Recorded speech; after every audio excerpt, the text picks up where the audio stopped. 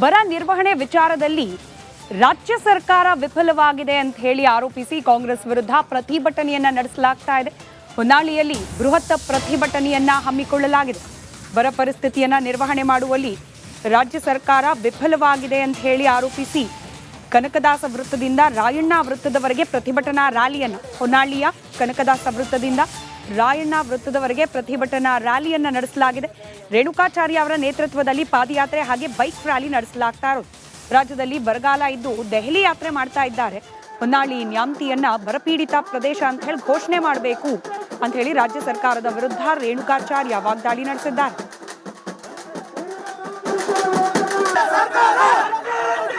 ಕಾಣ್ತಾ ಇದೆಯಾ?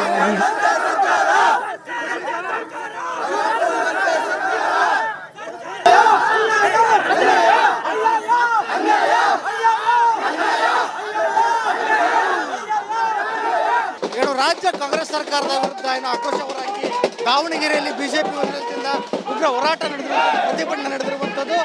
ಭಾರತೀಯ ಜನತಾ ಪಾರ್ಟಿಯಿಂದ ಹೊನ್ನಾಳಿ ನ್ಯಾಮತಿ ಅವಳಿ ತಾಲೂಕುಗಳ ಬರಪೀಡಿತ ಪ್ರದೇಶದಿಂದ ಘೋಷಿಸುವಂತೆ ಒತ್ತಾಯಿಸಿ ಮತ್ತು ಪಂಚ ಗ್ಯಾರಂಟಿ ಯೋಜನೆಗಳ ವೈಫಲ್ಯ ಆಶ್ರಯ ಮನೆ ಬಿಡುಗಡೆ ಹಾಗೂ ಸಂಧ್ಯಾ ಸುರಕ್ಷಾ ಹಾಲಿನ ಪ್ರೋತ್ಸಾಹಧನ ಸೇರಿದಂತೆ ವಿಧವಾವೇತನ, ಅಂಗವಿಕಲ ವೇತನ ತಡೆದು ಮತ್ತು ತಾಲೂಕು ಆಡಳಿತ ವೈಫಲ್ಯನ ಖಂಡಿಸಿ ಇವತ್ತು ಈ ಉಗ್ರ ಪ್ರತಿಭಟನೆಯನ್ನು ಹಮ್ಮಿಕೊಂಡಿರುವಂಥದ್ದು.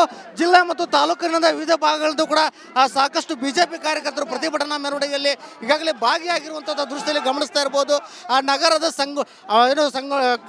ಸಂಗೊಳ್ಳಿ ಸರ್ಕಲ್ನಿಂದ ಸಂಗೊಳ್ಳಿ ಸರ್ಕಲ್ ಕೂಡ ಪ್ರತಿಭಟನಾ ಮೆರವಣಿಗೆ ಇವಾಗ ಓಡ್ತಾ ಇರುವಂಥದ್ದನ್ನು ನಾವು ದೃಶ್ಯದಲ್ಲಿ ಗಮನಿಸ್ತಾ ಇರ್ಬೋದು.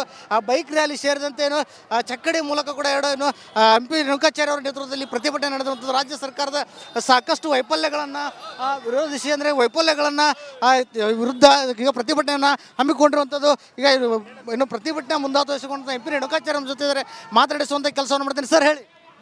ರಾಜ್ಯ ಸರ್ಕಾರದ ವೈಫಲ್ಯವನ್ನು ಖಂಡಿಸಿ ಹೊನ್ನಾಳಿ ನ್ಯಾಮತಿ ಅವಳಿ ತಾಲೂಕು ಏನು ಹೋರಾಟ ಮಾಡ್ತಾ ಇದ್ದೀವಿ. ಬಂದಿರತಕ್ಕಂಥ ಎಲ್ಲ ಮುಖಂಡರಿಗೆ ಕಾರ್ಯಕ್ಕೆ ಧನ್ಯವಾದಿಸ್ತೀನಿ. ರಾಜ್ಯದಲ್ಲಿ ಸರ್ಕಾರ ಅಧಿಕಾರಕ್ಕೆ ಬಂದು 3.5 ವರ್ಷ ಆಯಿತು.